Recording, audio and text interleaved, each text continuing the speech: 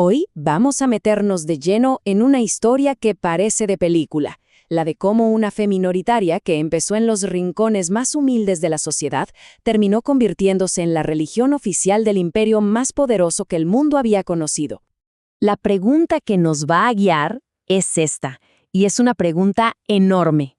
¿Cómo es que la fe de los esclavos logró conquistar Roma? Suena casi imposible, ¿no? Para entenderlo, tenemos que hacer un viaje en el tiempo y ver el panorama completo. Bueno, empecemos por el principio, por el escenario. Hablemos de Roma y sus dioses. ¿Cómo era el mundo religioso al que llegó esta nueva fe? A ver, al principio la religión romana era algo muy local, muy de casa. Dioses familiares que cuidaban las cosechas, la familia, esas cosas. Pero claro, luego llega el contacto con Grecia y ¡pum!, todo cambia. Adoptan un panteón súper parecido al griego. Y Encina, a medida que el imperio crecía, actuaba como una esponja, absorbiendo creencias de todos los pueblos que conquistaba. O sea, el resultado era un mundo politeísta increíblemente diverso. Y en medio de todo este caldo de cultivo de dioses y creencias, aparece el cristianismo.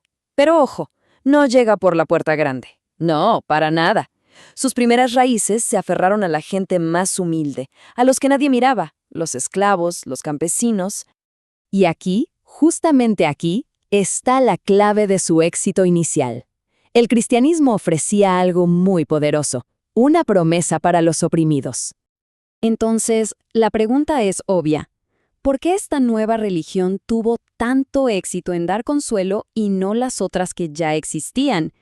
¿Qué tenía de especial para esas masas de gente? Aquí encontramos una pista que es crucial. Las religiones más antiguas, las de los pueblos conquistados por Roma, pues no habían podido proteger la libertad de su gente. A los ojos de muchos, sus dioses les habían fallado frente al poderío romano. El cristianismo, en cambio, ofrecía algo totalmente distinto. Su mensaje conectaba de una forma muy profunda con los que no tenían nada. ¿Por qué? Porque se contaba que su figura central, Cristo, había vivido entre los pobres, que había sentido en carne propia sus mismos dolores y miserias. Y lo más potente de todo, prometía una vida mejor después de la muerte, una liberación en el cielo que en la tierra se les negaba por completo. Pero claro, un movimiento que crece así, desde abajo, entre los oprimidos, pues no iba a pasar desapercibido para los que mandaban. Y esto nos lleva a la siguiente etapa, una fe bajo amenaza. Y esto es clave para entender la reacción del poder. El cristianismo no se vio simplemente como otra religión.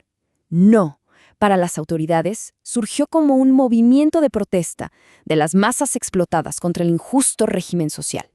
Por lo tanto, el Estado no veía a un grupo de gente con creencias distintas, sino una fuerza de protesta que iba directamente contra el orden político establecido.